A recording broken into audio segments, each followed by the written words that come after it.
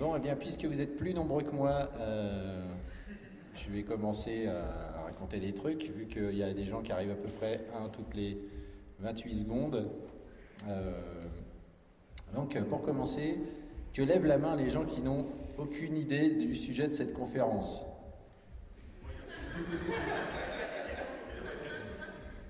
Ok. Non, c'est bien. Je suis étonné qu'il y ait des gens qui sachent, en fait. Il y en a qui trichent.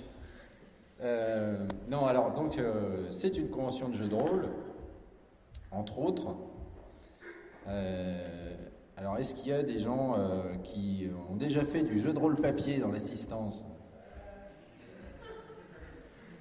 Ah, et quand même, c'est pas mal.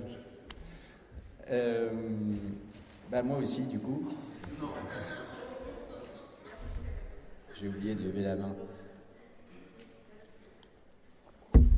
Et aujourd'hui, du coup, je me suis dit, ce serait bien de parler du rôle social du jeu de rôle.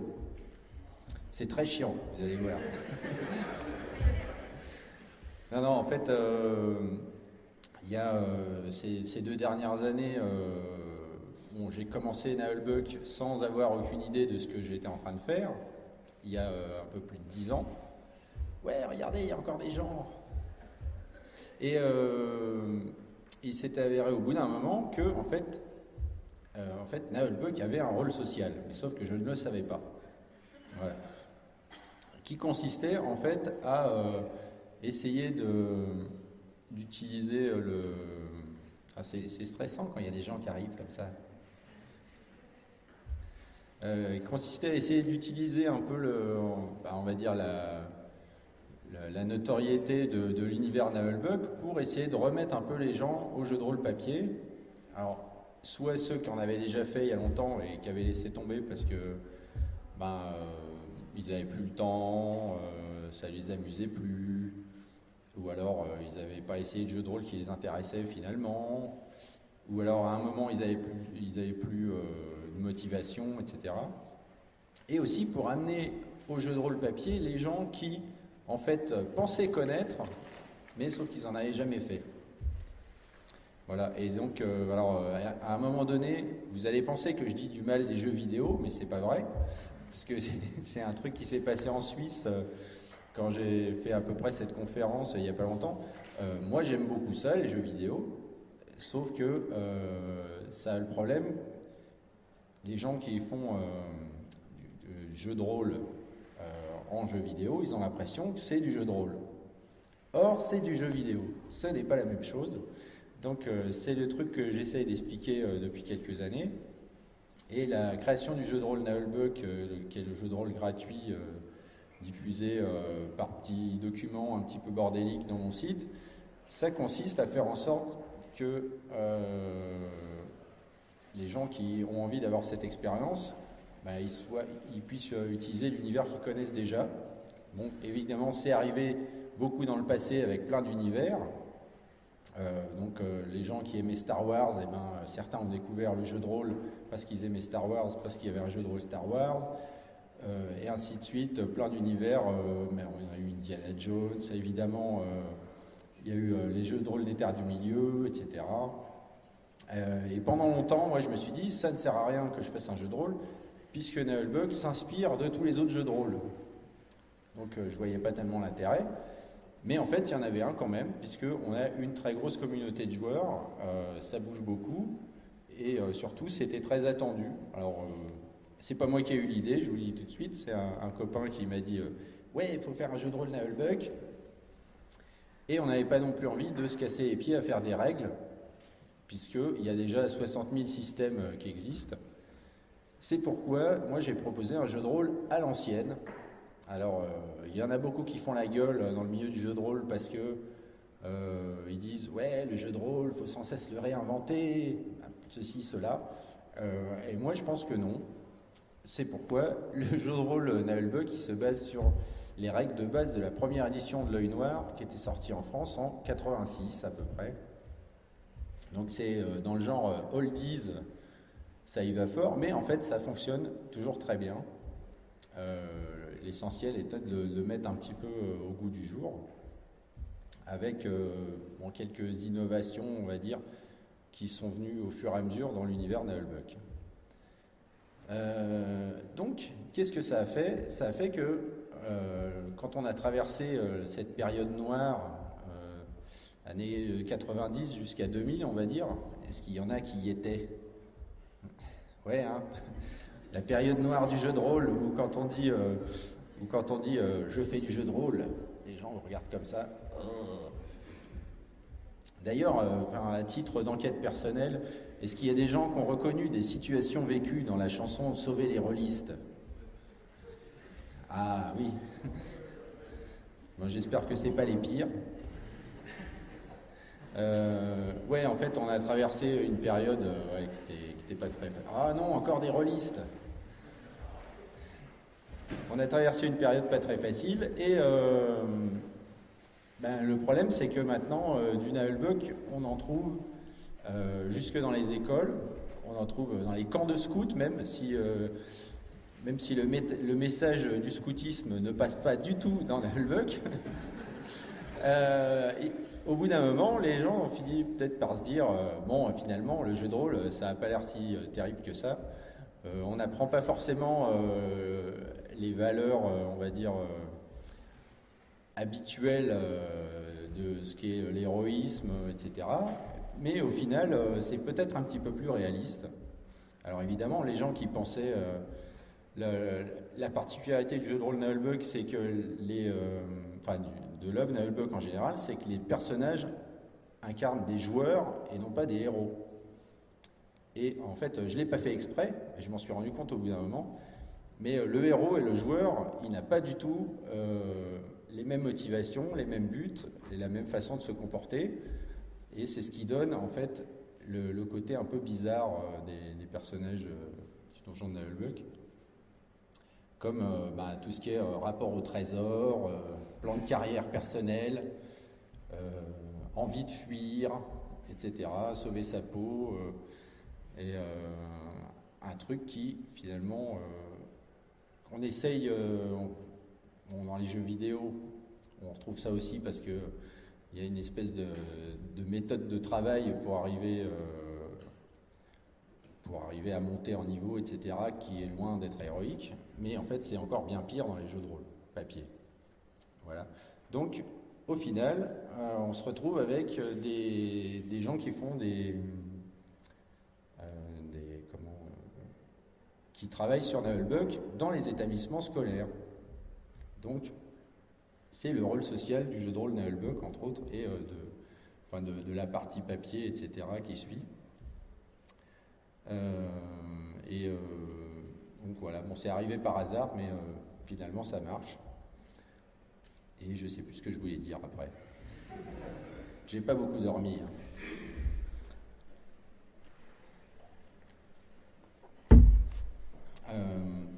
Voilà, alors donc le but de cette conférence, c'est de répondre à des questions que vous n'avez pas encore posées.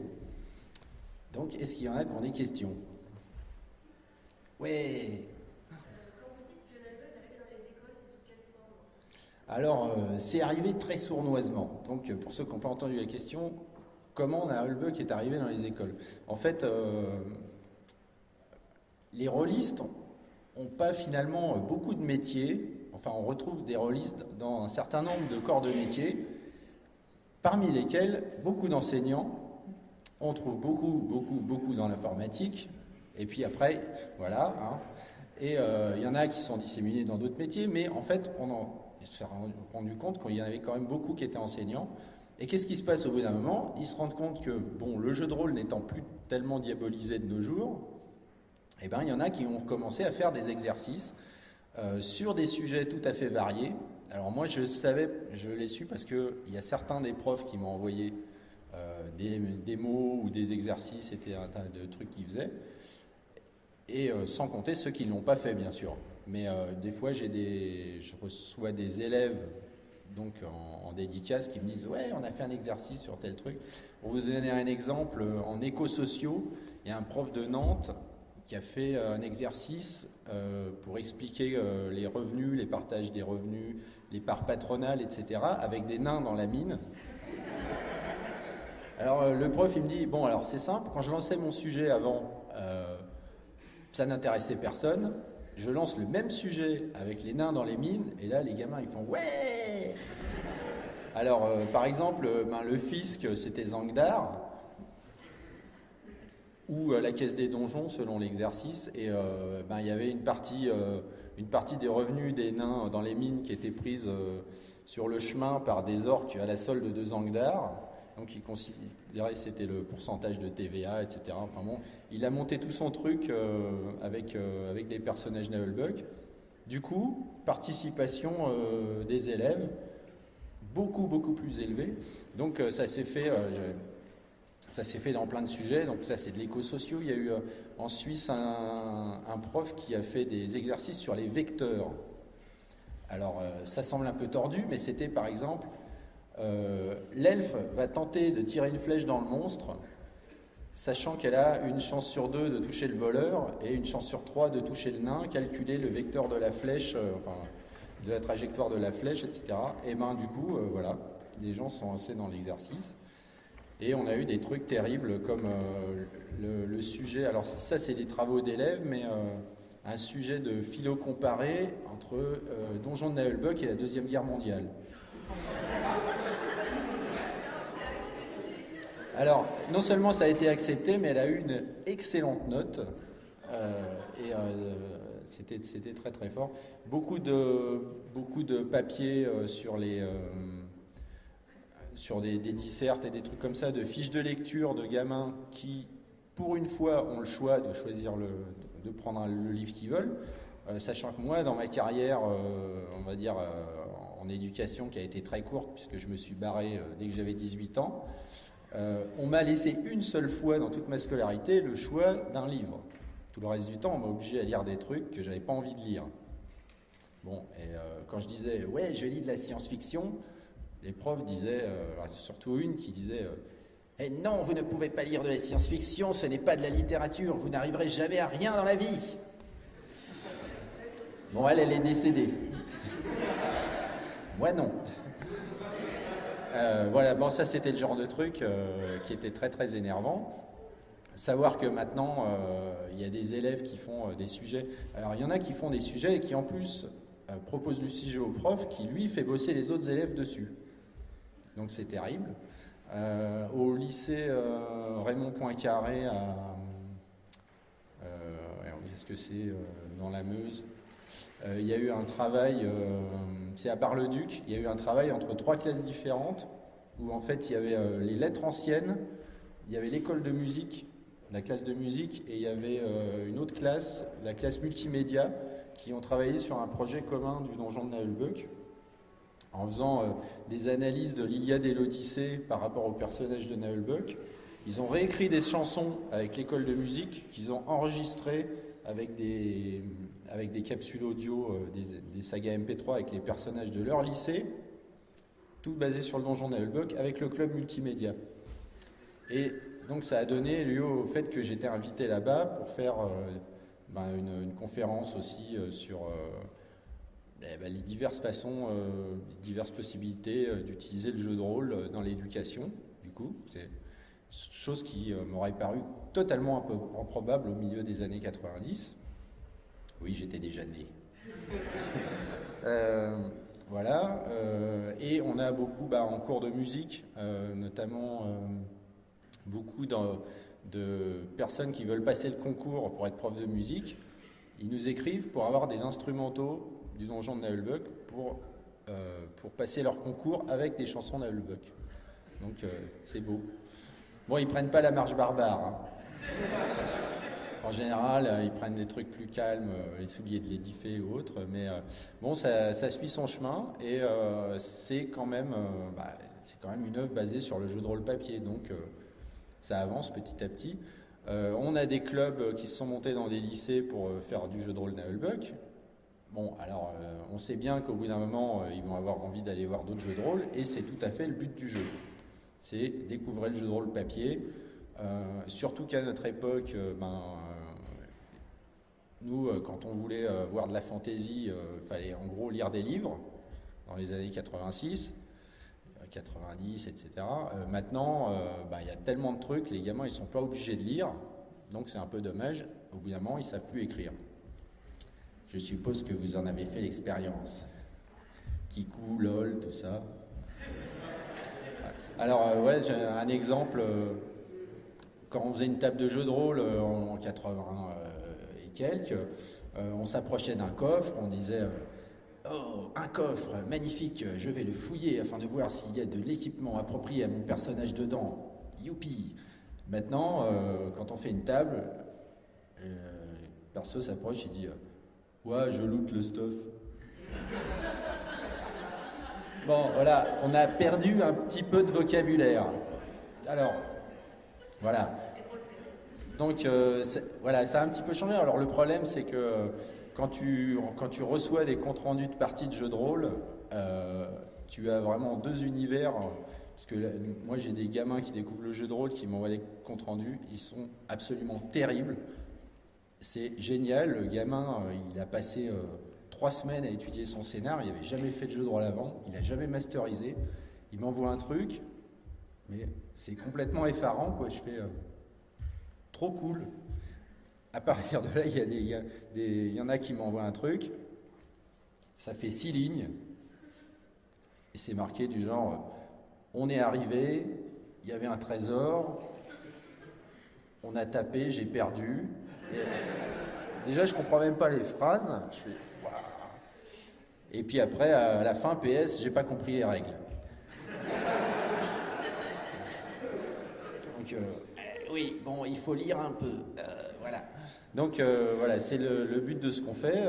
Donc, il y en a qui sont très, très motivés. Et donc, en bout de réseau, comme je suis, où je reçois les commentaires, les courriers, etc., il y a vraiment une grosse fracture de gens qui sont vraiment, qui profitent vraiment de l'époque actuelle avec tous nos réseaux d'information et tout pour apprendre énormément. Et de l'autre côté, il y a ceux qui prennent tout ce qui est facile. Et ceux-là, j'essaye de faire en sorte que ça bouge un petit peu, qu'ils apprennent des trucs et puis qu'ils essayent de lire. Parce que le jeu de rôle, c'est pas seulement de la lecture, c'est un travail vraiment d'imagination qu'on ne retrouve pas dans le jeu vidéo, puisque on est toujours esclave en fait de la programmation. C'est pour ça que si vous prenez en partie de jeu de rôle quelqu'un qui a fait que du jeu vidéo, et il se passe des trucs qui sont vraiment différents, du genre ouais, il y a 6 gardes, je suis tout seul, ils ont le même niveau que moi, j'attaque. Voilà, alors il n'y a pas beaucoup de jeux de rôle où ça marche, ça. Hein.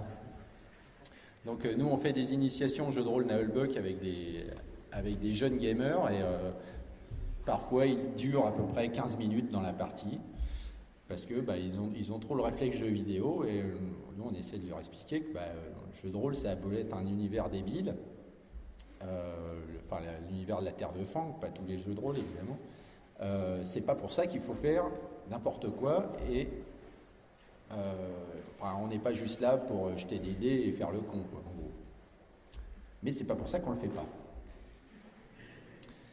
Voilà, donc j'étais juste en train de répondre à une question, j'ai un peu divergé.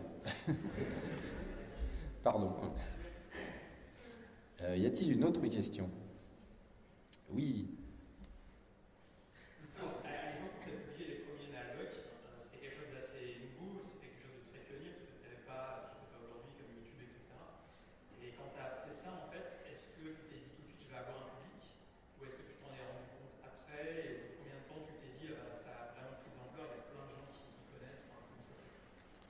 Ouais, alors non, en fait, à l'époque, j'avais déjà un site depuis 94 où je publiais un exceptionnel webzine qui avait 6 lecteurs, en gros, qui s'appelait le Waterdeep New York Times, où je mélangeais plein d'influences, livres dont vous êtes le héros, jeux vidéo, machin, où je racontais des conneries. Et j'avais quelques visiteurs sur mon site, donc je me suis dit, je vais faire un truc audio qui sera bête, mais ça intéressera au moins les gens qui viennent voir ce site. Mais en fait, j'ai été complètement dépassé, parce que à l'époque, c'était le début d'un certain nombre de jeux qui avaient des forums, Dark Age of Camelot, notamment une grosse communauté de gamers et EverQuest, qui avait des gros forums. Et en fait, le moment où ils ont mis le lien sur leur forum, là, le site, il y a eu une masse de gens qui arrivaient d'un coup. Et après, c'est évidemment, il y avait des gens qui ont passé ça dans les dossiers du manga, par exemple, où on s'est retrouvé avec tout le public manga, en fait, qui connaît Naël Buck, grosso modo, juste via ce magazine, parce que les gens ont passé le CD, etc. Ce qui justifie la présence qu'on a à la Japan Expo, par exemple, qui était un truc qu'on n'aurait pas du tout imaginé une seule seconde. Mais non, moi je pensais intéresser 10 personnes. En plus, ouais, j'ai fait ça, je connaissais pas grand-chose au son, j'avais pas de matos, et en plus j'ai rien écrit à l'avance. Donc, ouais. C'est pour ça que les persos, ils n'ont pas de nom, parce que je me suis dit, ça sert à rien de donner des noms à des persos qui vont durer 3 semaines. Voilà. Et y a-t-il une autre question? Oui. Ah, oui, alors, oui, avant de faire Naël Buck, j'écrivais déjà des choses. J'ai écrit Le Bouclier Obscur, qui est un roman, on va dire, de terreur fantastique contemporain. Il prend la fuite, vite, les tireurs embusqués. Un roman de terreur contemporain qui avait déjà un pied dans l'univers du jeu et dans le médiéval. Et ouais, on a travaillé avec une petite boîte d'édition pendant des années qui s'appelle Rivière Blanche. Ça a bien marché, mais le problème c'est qu'ils n'ont pas de système de distribution. Donc, normalement, début juin, le Bouclier Obscur ressort chez Physalis, qui est une nouvelle boîte d'édition, qui a un système de distribution, donc on le trouvera plus facilement et moins cher. Voilà, et alors ça, c'est pas du tout du Naël Buck, parce que déjà, je le déconseille fortement aux mineurs. C'est une autre facette de ce que j'aime bien. C'est vraiment... c'est adulte, quoi. Bon, on a le bug aussi, hein. Mais non, c'est un autre genre. Voilà. Pour ça, j'en parle pas vraiment sur le site Naël Buck, parce que j'ai pas trop envie qu'il y ait des gamins qui aillent lire ça en pensant que c'est du Naël Buck. Mais voilà, ça va ressortir en juin, normalement. Oui. À quoi? Ah oui, alors oui. Y aura-t-il une suite au Bouclier Obscur? J'espère. Ça fait des années que je me dis qu'il en faut une, parce qu'on m'en demande. Il y a quand même eu pas mal de lecteurs qui m'en demandent, mais j'ai trop de boulot avec Donjon de Naël Buck. Sachant que là, j'ai publié pour ceux qui vont sur mon site et qui lisent effectivement ce que j'y écris. Levez la main. Il n'y en a pas beaucoup, hein. Oui. Non, mais je me rends compte parce qu'il y a plein de gens qui viennent me voir et qui me posent souvent des questions de ce qu'il y a dans le site. Je travaille sur un projet audiovisuel très très rôliste, qui sera beaucoup plus rôliste que la série Donjons et Dragons qui passait à la télévision dans les années 80.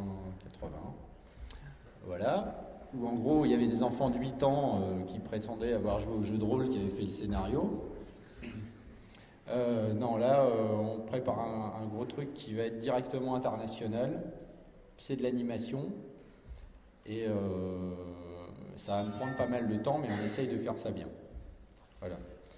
Mais du coup, j'ai pas le temps de faire la suite du Bouclier Obscur. Pas encore. J'espère. Après.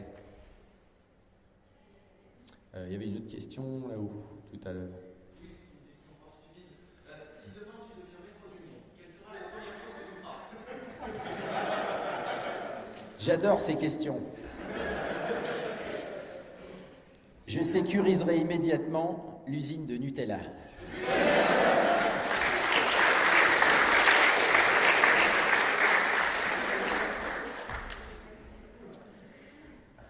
Et après, je sais pas, faudra que je dorme entre-temps.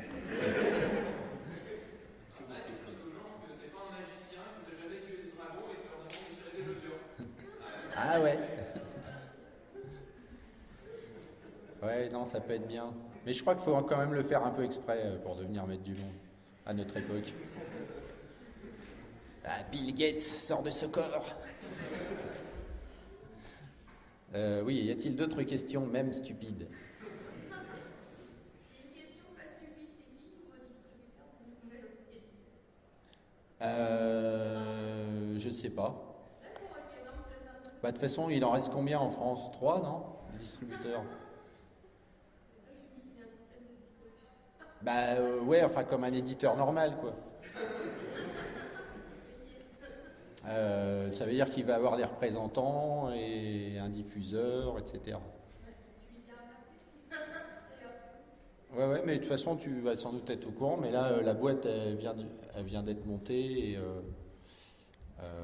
je crois qu'ils ont repris WoW en BD.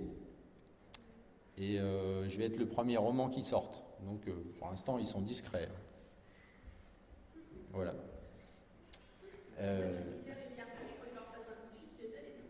Bah oui, je sais, mais toi, Rivière Blanche, ils travaillent avec des libraires partenaires. Donc effectivement, si t'en as un, t'as leur bouquin, et si t'en es pas, bah tu les as pas. Ce qui correspond à peu près à 92% des libraires, sans doute. D'autres... Y a-t-il d'autres questions non liées au monde de l'édition? Oui.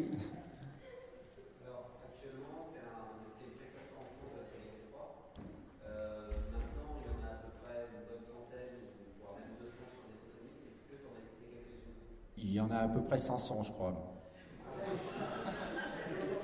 La dernière fois que j'ai dit à un mec de Dataphonics, il y a à peu près 250 séries, il m'a ri au nez, il a dit non, il y en a le double. J'aimerais bien avoir écouté plus de saga MP3. Je connais certains trucs des mecs avec qui je bosse, parce que moi j'invite des gens pour travailler avec, mais j'ai rien suivi en fait. Donc je sais ce que fait JBX avec Reflet d'Acide, etc. Je connais un peu ce que fait le Mago parce que je bosse beaucoup avec lui, je l'invite, il m'invite, etc. Mais moi j'ai déjà pas le temps de faire mes propres trucs. Malheureusement, c'est ne serait-ce que pour suivre 10 sagas MP3, sauf le Survivor, il y a un épisode tous les 3 ans, donc ça va. Knarf, je t'ai bien eu. Ouais, mais JBX, il y a un épisode tous les 3 ans, mais il fait 50 minutes.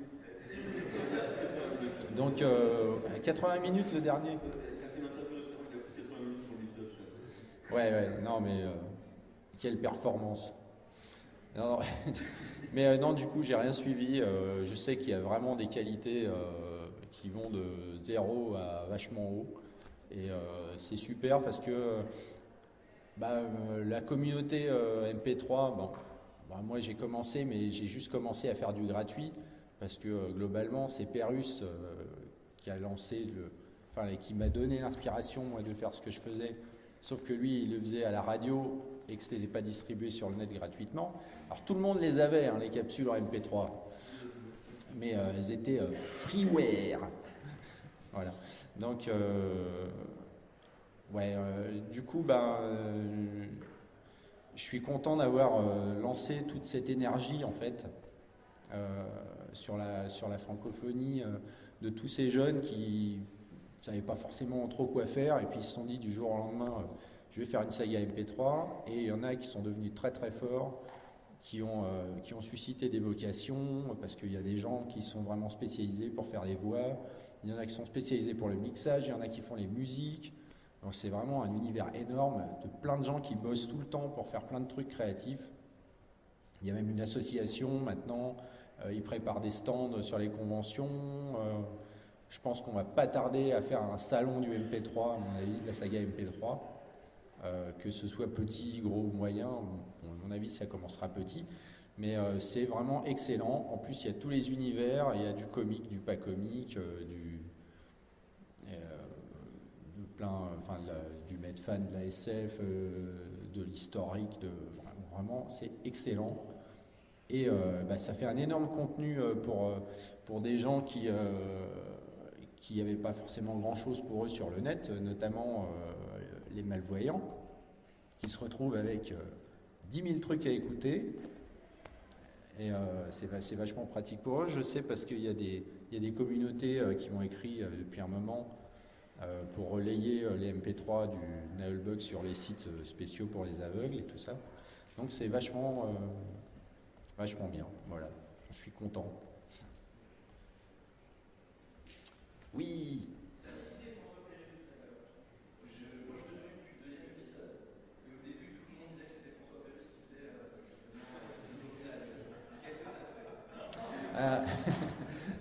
Alors, ouais. Alors quand on me dit ouais génial, c'est toi François Pérusse. Alors déjà, ouais, j'ai deux réactions en fait. D'une part, je suis content parce que je trouve ça flatteur. D'autre part, je suis triste parce que ça prouve que les gens lisent vraiment pas. Voilà, donc notamment encore 10 ans après que j'ai commencé Nailbug, il y a encore des gens, même encore aujourd'hui, je ne citerai pas de nom, qui découvrent que je fais toutes les voix dans Nailbug. Non mais ne faites pas cette tête-là, c'est vrai. À chaque dédicace, j'ai la question de « Mais alors, c'est qui fait la voix du nain ?» Et alors, c'est qui fait la voix de la magicienne ? Bah, c'est moi. Ah, mais tu fais les deux ? Ouais.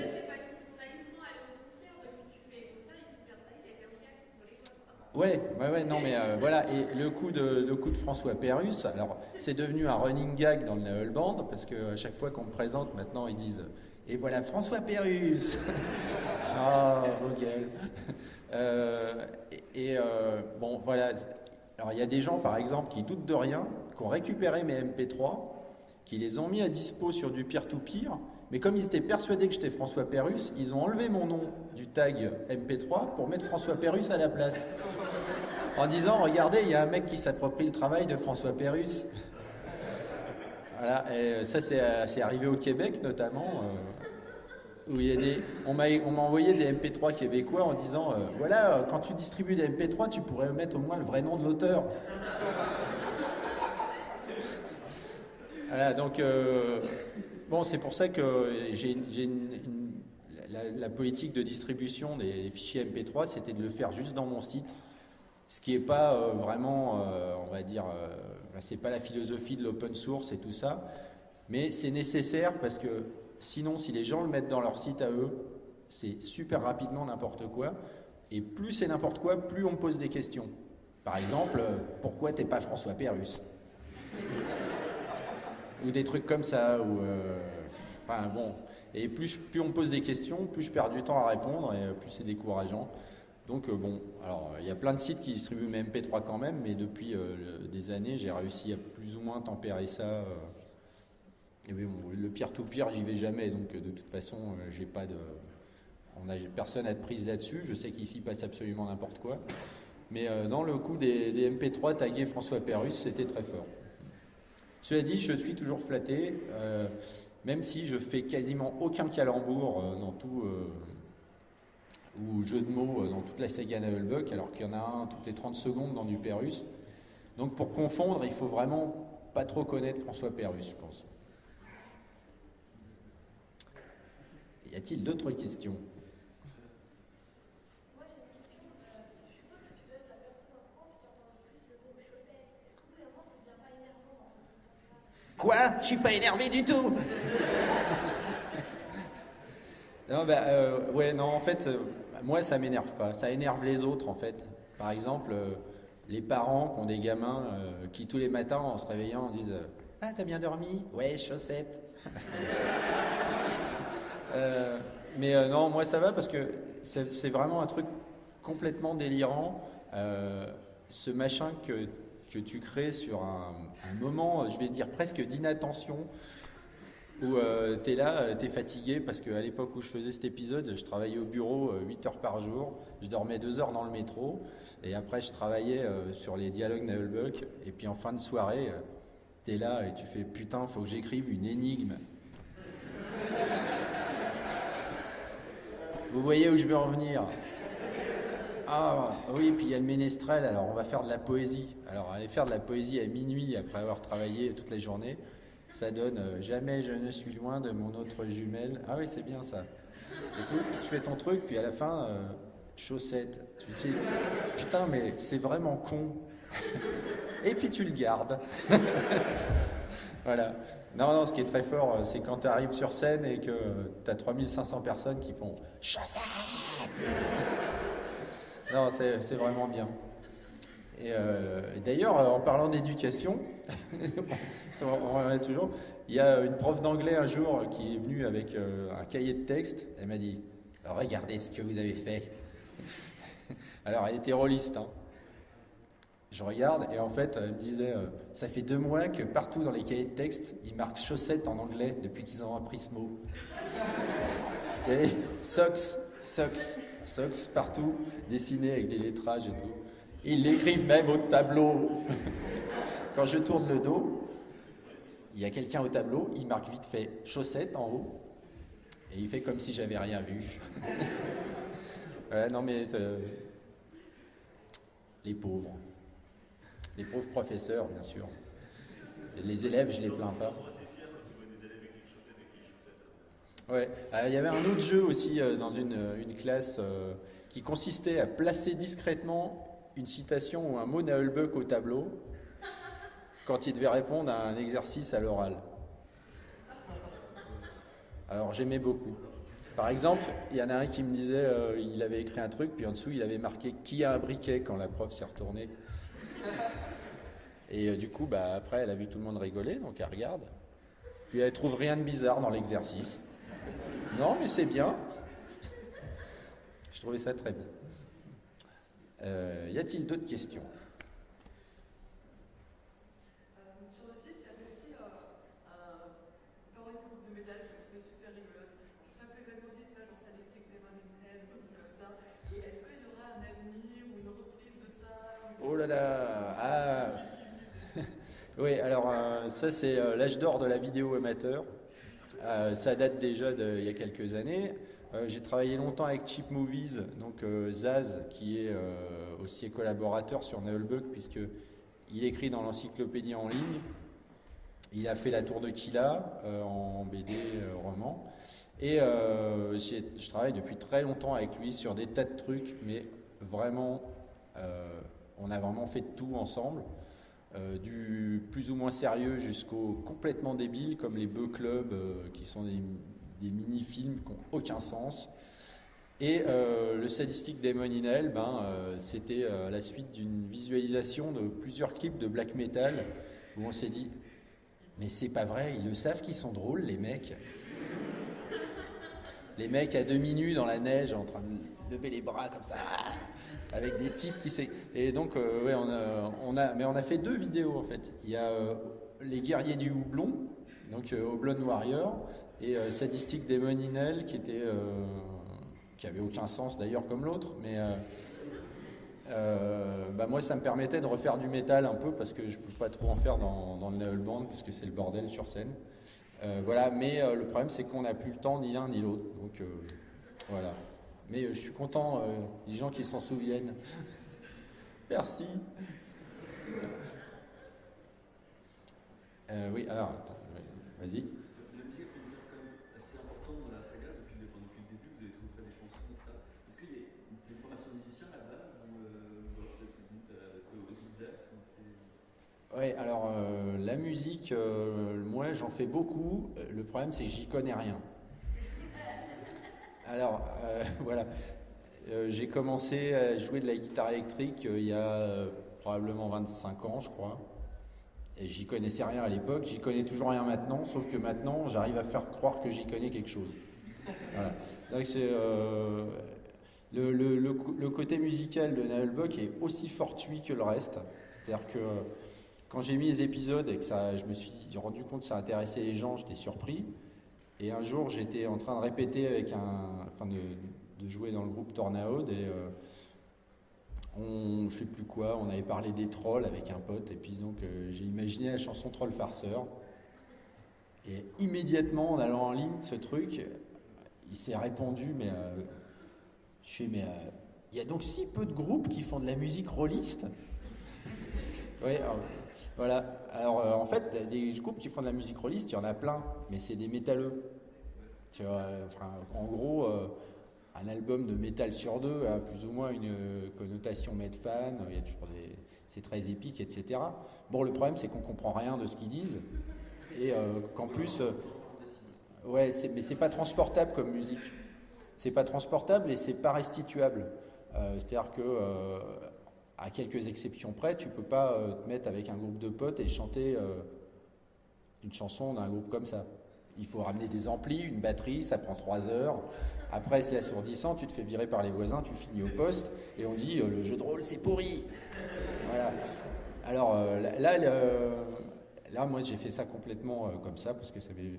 Et en fait, à partir de ce moment-là, je me suis dit tiens, c'est marrant en fait. Les chansons de jeu de rôle, finalement, moi, j'en ai jamais eu chez moi. J'aurais bien aimé. Donc, du coup, j'ai écrit le reste. La deuxième, c'était à l'aventure Compagnon, qui est vraiment encore plus rôliste, etc. Et le choc qu'on a eu, c'est au premier concert du Naël Band, où à l'époque, on avait 4 chansons. Donc, on avait fait un petit répertoire. Et là, on s'est dit, oh là, mon Dieu, qu'est-ce qu'on va faire ? On va aller chanter nos chansons, on est 7 et on va avoir 4 personnes dans le public. Ça va être l'échec. Et on est arrivé au monde du jeu, on n'avait pas d'ampli, pas de scène, rien du tout. Et là, on arrive et il y avait 400 personnes. Alors, ce qui était très drôle, donc, comme je disais, la musique, j'y connais rien, mais je ne suis pas le seul. Dans le Naël Band, il y a des gens qui s'y connaissent beaucoup mieux que moi. Et en fait, pour l'occasion, le Naël Band a été monté sur des coups de téléphone du genre « Salut, tu fais quoi samedi ?» Rien, parce que je te propose de jouer de la musique avec moi, j'ai écrit des chansons, je t'envoie les textes, et pour les accords, on se débrouillera. On n'avait pas répété, et en fait, le jour du concert, il y en a qui ne s'étaient jamais rencontrés dans le groupe. C'est genre, salut, je suis Dim, je joue de la flûte. Ah, je suis Lady Fay, tu marches sur ma robe. Bon, alors on fait quoi ? Je sais pas. Vous avez les textes ? Ouais, bon, d'accord. Et là, on a fait un concert. Et immédiatement, à la fin, il y a des gens qui sont venus lui dire ouais, je fais une convention de jeu de rôle, vous voulez venir jouer ? On s'est dit, mais c'est quoi ce truc ? On n'a pas répété, on ne connaît même pas nos textes et tout. Mais bon, il y avait vraiment un manque de musique rôliste. Donc maintenant, on est persuadé, parce que depuis le temps, on n'arrête pas de nous inviter. À tel point que maintenant, on fait des concerts dans les vraies salles de concert. Il n'y a même plus de convention autour. C'est vachement sympa. Mais bon, du coup, entre-temps, moi, j'ai appris un peu à jouer de la musique aussi. Et à enregistrer, surtout. Parce que, voilà. Oui. C'est quoi ce délire avec le poulet en fait ? Dois-je répondre à cette question ? Non, le poulet, il est arrivé de la même façon que le reste, fortuitement dans Naël-Buck. Le fait est que moi, dans ma jeunesse, j'ai grandi à certains moments dans des fermes et qu'on avait beaucoup de poulets. Et j'ai aussi un jour lu un livre dont vous êtes le héros, où tu rencontrais une bestiole complètement anodine, et en fait quand tu t'approchais, c'était un changeur de forme, et il se transformait en monstre de 2 mètres de haut que tu avais le plus grand mal à tuer. Ces 2 trucs mélangés, ça a donné la scène du poulet. C'est-à-dire le PJ paranoïaque, où chaque fois que tu rencontres un truc, on en a eu tous dans nos parties. T'as le PJ complètement insouciant qui avance comme ça dans le couloir, qu'il n'a jamais vu, où au bout il y a un coffre et il ne se pose pas la question, jusqu'au mec qui, à chaque couloir, il passe une demi-heure à tâter les bords, à regarder les pierres. Non mais écoute, on est juste à l'entrée du village là.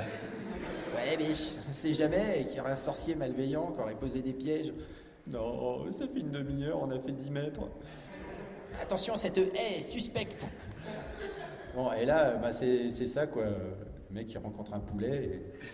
Mon Dieu, je le savais. Voilà, mais c'est juste un poulet. Et aussi, le fait que la première quête du ranger, c'était aussi une quête de récupérer les poulets. Mais moi, je n'avais pas fait le rapport entre les deux. En fait, c'est venu au fur et à mesure. C'est pour ça que dans notre dernier disque, il y a des poulets partout. En plus, c'est facile à dessiner. Voilà. Est-ce que quelqu'un a une autre question? Oui. Oh non, pas lui. La culture barbare, elle a aucun intérêt dans les médias. Là, le mec a tiré l'influence. Ah, merci. Oui, alors, effectivement, l'année dernière, alors, on a parlé de l'éducation tout à l'heure, mais on a eu la grande surprise. Quelqu'un m'a écrit en me disant ah, c'est super, maintenant, le Donjon de Naheulbeuk, ça passe sur France Inter. Alors, tu viens d'ouvrir plein de mails où les questions, c'est quand sort le prochain épisode. Et là, tu reçois ça, tu dis quoi? Mais si, regarde, dans l'émission La Marche de l'Histoire. Donc là, quoi? Et en fait, j'ai écouté l'émission, et c'est une vraie émission.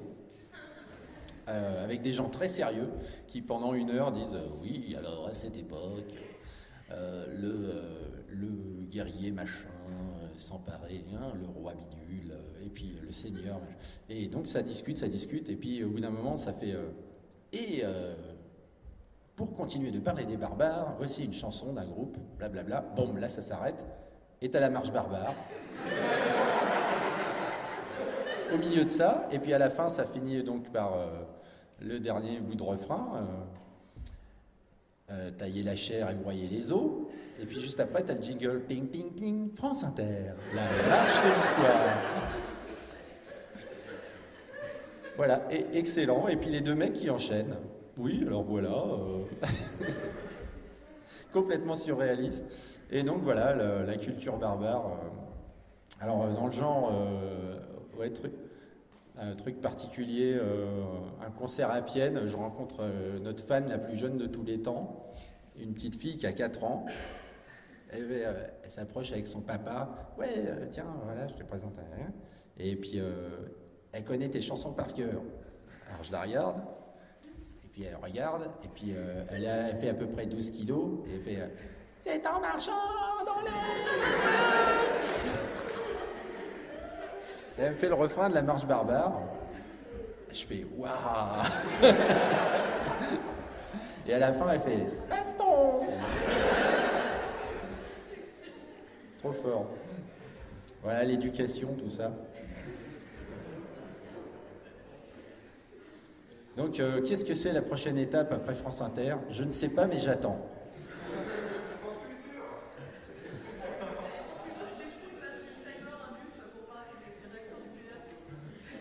Ah, c'est bien ça. Mais c'est pas les mêmes, France Culture, France Inter, non? Mais à part du temps, des émissions sur les émissions récemment sur Tolkien, c'est vraiment, ils ont un champ de... Ouais, mais ils ont l'air d'avoir de l'humour, hein, parce que pour avoir passé la marche barbare au milieu, je pense qu'ils ont compris les paroles quand même. D'ailleurs, j'espère qu'un jour ils passeront Chrome. Récemment, il y avait une émission sur la légende arthurienne, ils avaient passé des épisodes de Camelot, par exemple. Ouais. Alors, donc, du coup, est-ce qu'il y a d'autres questions, stupides ou intelligentes? Ah, monsieur là-bas. Pour toi, qu'est-ce qui a changé depuis ton premier épisode jusqu'à maintenant? Que ce soit dans la façon de faire ou dans la façon d'être. Ouais, c'est une bonne question. Donc pour ceux qui n'ont pas entendu les questions, pour moi, qu'est-ce qui a changé depuis mon premier épisode? Que ce soit la façon de faire ou la façon d'être. Je dors plus. J'ai du meilleur matériel, donc je passe moins de temps à faire des trucs qui me semblent de meilleure qualité, et c'est motivant.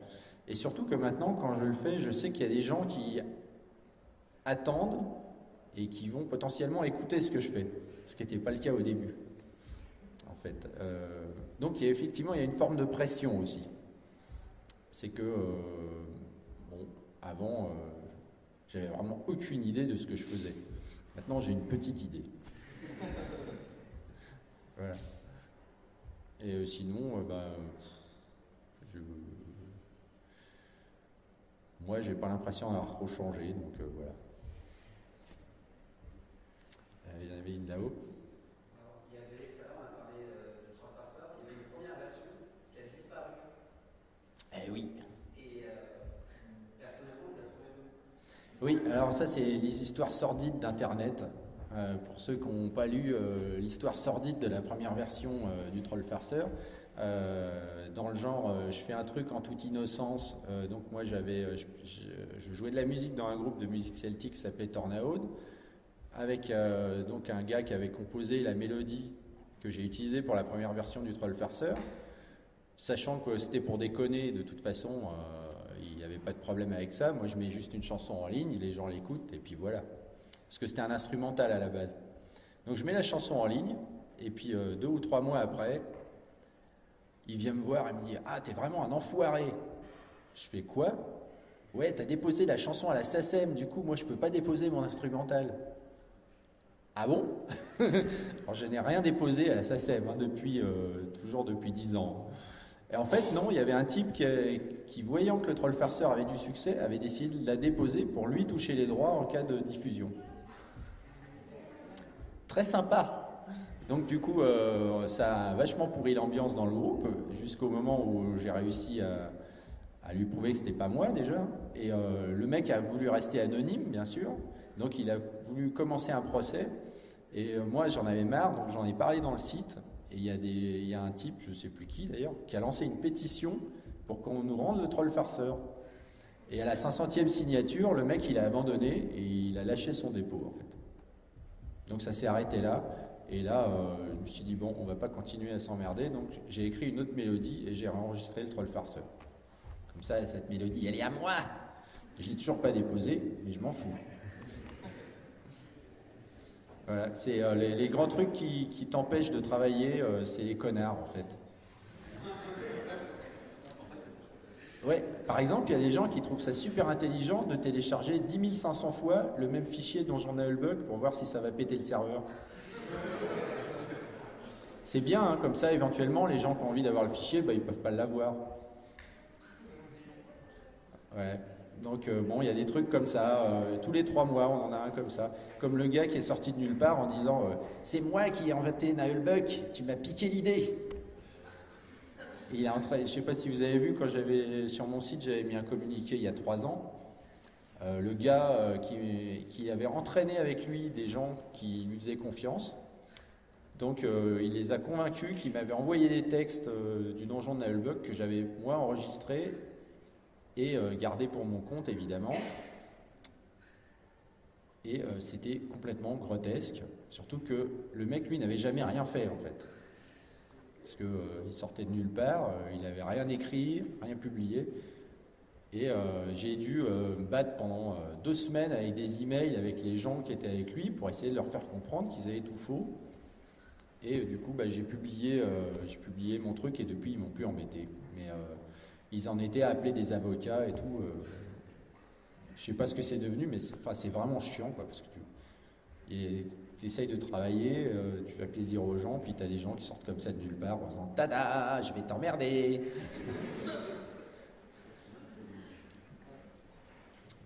Voilà. Et qu'est-ce qu'il y a d'autre comme autre question? Ah, mademoiselle, toi tu vas être agaçante.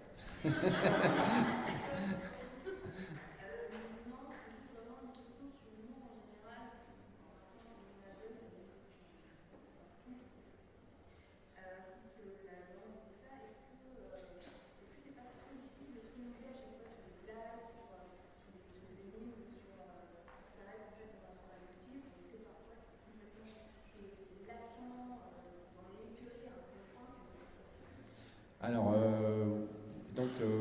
est-ce que... Non, ouais. C'est un peu difficile comme question. Se renouveler dans l'humour, c'est toujours difficile.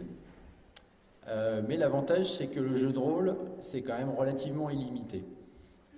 Parce que, par exemple, à chaque fois que je viens à une conve et que je masterise une partie, j'ai au moins 3 nouvelles idées que je garde de côté. Le truc, c'est que moi, c'est quand même devenu mon boulot. Mais je travaille pas quand j'ai pas envie en fait. Parce que quand t'as pas envie d'être drôle, faut pas essayer d'être drôle. Donc du coup, moi je trouve pas ça chiant de travailler sur essayer de renouveler l'humour rôliste depuis tout ce temps. J'ai encore plein d'idées que j'ai pas eu le temps d'utiliser. Et Franchement, il y a de la matière. Surtout que comme je travaille sur plusieurs supports, ça permet vraiment de plusieurs formes d'expression et plusieurs formes d'humour aussi, dont la prochaine qui viendra notamment avec ce projet audiovisuel sur lequel je travaille, qui offre encore des possibilités diverses et variées. Mais ça, il faudra attendre un moment. Mais non, c'est pas... Franchement, il y a des jours où t'as pas envie d'écrire des trucs comme ça, mais je pense qu'il faut pas le faire, en fait. Du coup, je le fais pas. Je vais faire la sieste. Oui. Oui, dans le monde du médiéval fantastique, il y a quand même aussi la culture, il y a aussi Camelot. Est-ce que vous avez rencontré Alexandre Astier? Est-ce qu'il y aura des projets en commun qui peuvent arriver? Ouais. Alors ça, depuis quelques années avec Astier, on se croise, mais on s'est jamais vu. C'est-à-dire qu'il y a des gens qui ont essayé de nous faire rencontrer, mais ils ne sont pas arrivés parce qu'à chaque fois on était à un endroit différent. Je sais qu'Astier, il sait ce que je fais, et moi évidemment je sais ce qu'il fait. Parce que il y a Ghislain notamment du Naëlband qui l'a rencontré, etc. Donc ces gamins, ils ont des BD Naëlbuck par exemple, c'est bon signe. Il y a des fans de Naëlbuck dans l'équipe Camelot, parce que j'en ai rencontré. Et évidemment, il y a beaucoup de fans de Camelot dans l'équipe Naëlbuck, ce qui a donné notamment la chanson Camelot Buck qui a été mise en ligne, qui est un petit hommage du Naëlband. Je pense qu'on est tous les deux trop occupés pour espérer faire un truc ensemble. Moi, pendant quelques années, lui, je sais pas, mais apparemment, il a des projets à la casquette pour des années. Donc, je pense pas qu'on fera quelque chose ensemble, mais c'est dommage. Parce qu'en plus, finalement, on a un petit peu la même perception de cet univers Medfad un peu démystifié, mais on l'a abordé pas de la même façon. Mais ça pourrait être intéressant d'essayer de faire un mix. Voilà.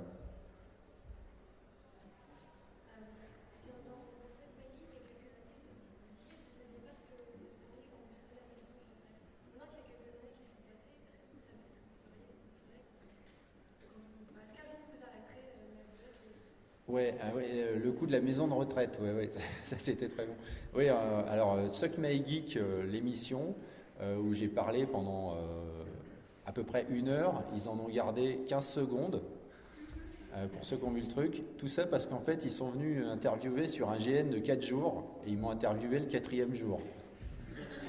Alors, si vous regardez l'émission, je suis comme ça, j'ai les yeux comme ça, il pleut, c'est un GN en même temps. Et là, il me posait plein de questions et je répondais. Donc, non, ils n'ont pas gardé grand-chose. Par exemple, Astier, lui, dans Suck My Geek, il avait dormi. Donc, c'est bien, il dit plein de trucs intéressants. Moi, j'ai rien dit d'intéressant. Non, ça, ouais. Savoir ce que je vais faire plus tard, maintenant, je pense que j'ai envie de continuer le jeu de rôle. Mais juste à titre de loisir en fait, parce que finalement moi j'ai pas joué pendant 10 ans à peu près. Là je viens de reprendre en fait, ça fait 3 ans, mais j'ai pas joué pendant super longtemps parce que j'avais pas le temps. Mais bon. Vengeance, maintenant vous allez payer. Et ouais, le coup de la blague de la maison de retraite pour rôliste, je pense que ça serait une chose à faire en fait. Enfin pour rôliste et geek. Pour changer de Colombo, la petite maison dans la prairie et les soirées belotes, ça pourrait être bien. Au moins, on aurait quelque chose à faire. Oui. À part Naëlbuck, Naëlbuck, c'est le jeu de rôle sur lequel je travaille la plupart du temps. En fait, j'y joue 3 fois par an et je travaille dessus une journée complète par semaine. Donc c'est plus du boulot que m'amuser, mais en même temps, bon, je m'amuse aussi. Moi, sinon, je m'autorise de temps en temps un peu de jeux vidéo, puisque je joue à Age of Conan, parce qu'il y a des barbares. Et, mais sinon, ouais, j'ai pas joué à grand-chose. Je fais un peu de jeux de plateau, mais il y en a où il faut réfléchir, et quand c'est le cas, je perds. Comme Dominion, par exemple, j'aime bien, mais je perds tout le temps. Mais c'est pas grave, je persiste.